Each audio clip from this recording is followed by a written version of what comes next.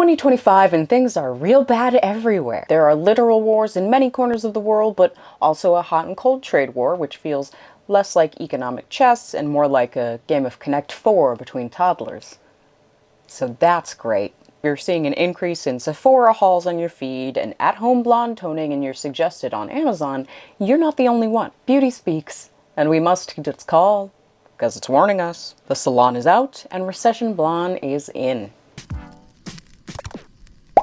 Hey, I'm Lydia-Renee, darling, beauty documentarian, actor, writer, and this is the Beauty News Hour series. Subscribe if you want to spill more beauty tea with me every week. You're probably seeing Recession blonde more and more if you're active on socials, but let's put the blonde part of that equation aside for a second and talk about the general sentiment a bit here, which is a lower maintenance look or a lower maintenance color. If you're a good student, you already know what a recession is and whether or not it's relevant from our last video in the series, so you get a gold star for doing your homework. And if you haven't got that one, it'll be up in the card in whichever corner it goes in. I don't know. I'll point to both of them. During peak inflation throughout 2022 and 2023, there was a surge in Google search trend data for recession blonde.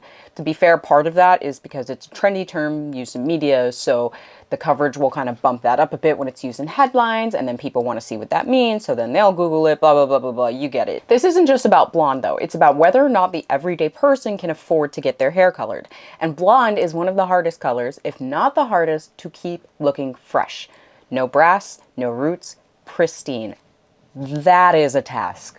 A lot of the slowing demand for color due to economic factors is coming from first-hand accounts at the minute. A Kentucky-based hairstylist called Jordan Ware talked to Allure recently, and she said, quote, "When times are hard, hair tends to be put on the back burner." Makes sense. Priorities. Now, I had my hair colored for the first time since 2018, back in April, and I had a convo with my lovely hairstylist, Maya, when I was in for my appointment, and I asked if we could chat for this series, and she was open to spilling the beauty tea with me. So here's a summary of what she said. She works at a Vivid salon specifically, so her clientele is less likely to stop coming in because she says that someone who wants that look is going to do pretty much whatever they can do to maintain or to get it, which makes sense. But she did see an increase of lower maintenance requests and more people stretching out time between appointments. But that's mostly data and first-hand accounts on people with straight hair or on white women, so where do black women and people with other textures fit in? So, in Western countries, obviously it's tough for black women to find the right hair care products given the lack of access. Straight hair is kind of treated as the default when you walk into a store. So black women are already spending 4 times more what white women are on their hair on average. That's colloquially called the Afro tax. But how that differs in a recession is actually tricky to find data on because it's just not being measured as widely, if at all. But here's what we do know.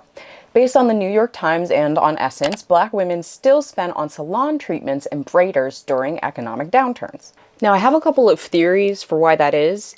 A, there's a lot of pressure for black women's hair to look professional, which means not what naturally grows out of their head, and it's still legal to discriminate based on hair texture in most states, so black women often don't have the luxury of opting out of getting their hair done to save money. Now, theory B, and 2 things can be true at once, right, is that black continues to prioritize hair no matter the economic hardship because of the communal and cultural connection.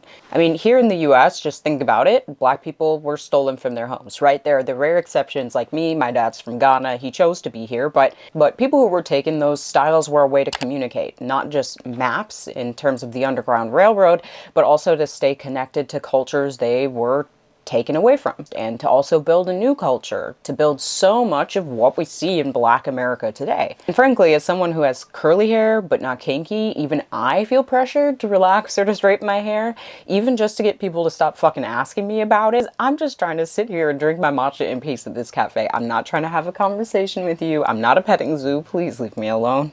But anyway, if you've been tracking Recession blonde, wondering if it's an indicator of how rough the economy is and how rough the world is, I think it's most likely lived-in color as a whole, not just low-maintenance blondes that are the biggest indicator of economic hardship for the masses right now. And if you're black or brown girly pop, notice if there's a rise of at-home silk presses and other DIY protective styles or braiding instead of going to a braider, because that might be a sign that wallets are tightening.